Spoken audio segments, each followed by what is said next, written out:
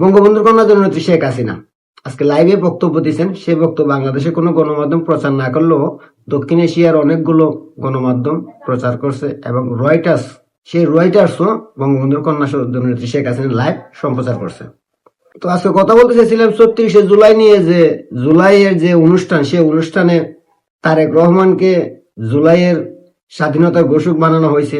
অন্যদিকে জুলাইয়ের আন্দোলনের নেতারা বলতেছে না নাহিদ ইসলাম করছে। ওইটা নিয়ে মোটামুটি বড় ধরনের একটা হট্টগোল হয়ে গেছে। ওইটা নিয়ে কথা বলতে চাইছিলাম, কিন্তু এটা নিয়ে কথা বলবো না। আমি আজকে কথা বলবো আওয়ামী লীগের একজন নেতা রাশেক রহমান, রংপুরের আওয়ামী লীগের নেতা, যে নাকি ফেল করছিল।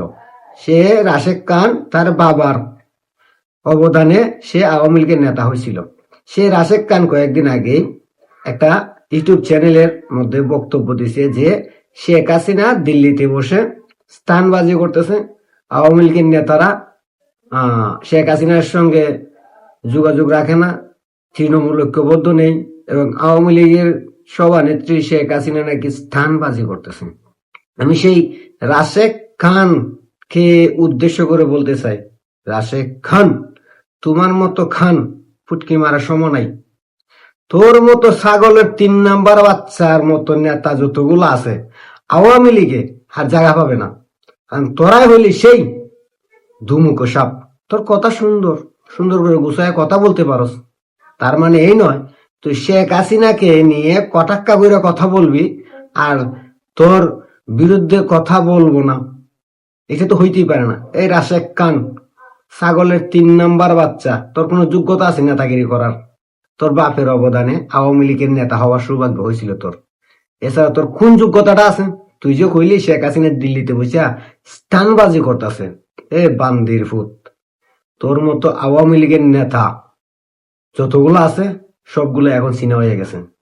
রাশেক খান না রাশেক রহমান, কুলাঙ্গারের বাচ্চা, একদম সোজা ভাষায় বলতেছি, আজকের পর থেকে আওয়ামী লীগ নিয়ে তোর মতো কুলাঙ্গারের মুখ থেকে একটা শব্দ শুনতে চাই না। যে বান্দির ফুতে বলে শেখ হাসিনা দিল্লিতে বসে স্থানবাজি করে, সে বান্দির ফুত কখনোই বঙ্গবন্ধুর আদর্শের সৈনিক হইতে পারে না। আমি ব্যবহার খারাপ করতেছি, আপনারা কিছু মনে করেন না, কারণ এই ধরনের কিছু কুলাঙ্গার নেতার জন্য আজকে আওয়ামী লীগের এই পরিণতি হয়েছে। এই বান্দির ফুতেরা আওয়ামী লীগের ভিতর থেকে আওয়ামী লীগের ক্ষতি করছে, আওয়ামী লীগের ভিতর থেকে লুটপাট করছে, আর আওয়ামী লীগের বদনাম হয়েছে বঙ্গবন্ধুর কন্যা জননেত্রী শেখ হাসিনার বদনাম হয়েছে। বঙ্গবন্ধুর কন্যা জননেত্রী শেখ হাসিনা তার জীবনটা দিয়ে দিছে এই দেশের জন্য, এই দেশের উন্নয়ন করার জন্য। বঙ্গবন্ধু তার পরিবার হারাইছে এই দেশের জন্য।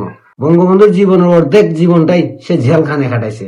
তার কন্যা এই বাংলাদেশে কতবার হামলা শিকার হয়েছে তা বাংলাদেশের মানুষ জানে।